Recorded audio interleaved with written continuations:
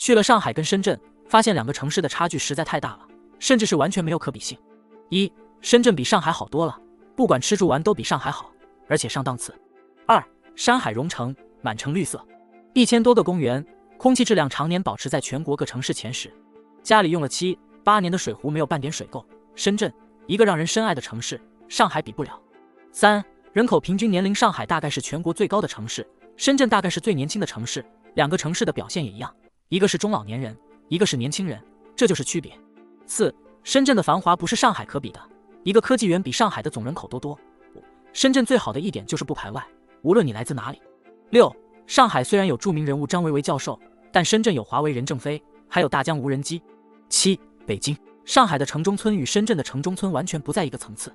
深圳的怀德村应该是全国最牛的土豪村吧，听说人口600多，村资产过1000亿，可以说一出生就是亿万富翁过。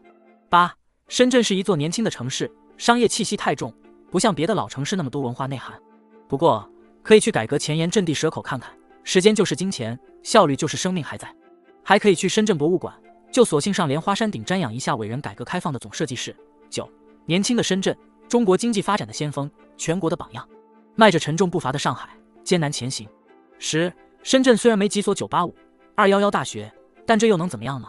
安徽、湖南、湖北倒是有很多985211，但是毕业了都来深圳打工了。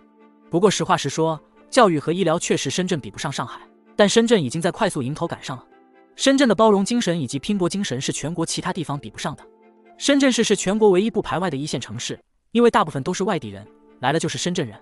不知道对于这2座中国1线城市，大家怎么看的？你更喜欢哪一座？欢迎评论区留言讨论。